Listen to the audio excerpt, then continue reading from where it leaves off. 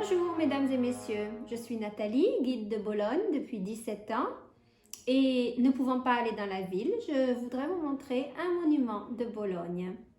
J'ai pensé à la basilique de San Petronio puisqu'elle est sur la place principale et c'est le symbole de la ville. Voilà, la basilique de San Petronio se trouve vraiment dans le cœur de la ville, Bologne-la-Rouge, 390 000 habitants. Et vous voyez sa silhouette ici. Étrangement, elle ne correspond pas au projet d'origine qui prévoyait une croix latine. Simplement, le corps principal, la nef, a été achevé et il nous manque les bras du transept et le chevet. Quoi qu'il en soit, c'est quand même une des églises les plus grandes de la chrétienté et elle est vraiment très imposante. Je peux vous montrer ce petit morceau de la place majeure, Piazza Maggiore, où vous voyez sa façade malheureusement inachevée à cause des problèmes politiques et financiers également.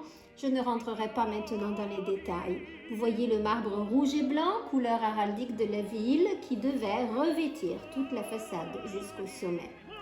Si nous rentrons dans l'église, nous pouvons voir donc 132 mètres de longueur, 45 mètres de hauteur, rouge et blanc, je vous ai dit pourquoi. Il y a de part et d'autre 11 plus 11 chapelles privées et c'est un gothique très très tardif comme vous pouvez le voir. Tout est très simple mais absolument proportionné et grandiose. L'une des chapelles dont je voulais vous parler est justement la plus ancienne qui a gardé sa décoration d'origine et c'est la chapelle Bolognini avec un jugement dernier. Le jugement dernier nous montre justement Lucifer au milieu de cet enfer avec les différents murets qui séparent les zones des 7 péchés capitaux. Par exemple ici c'est l'avarice. Si vous êtes avare, vous finirez ici et on vous fera boire de l'or fondu brûlant.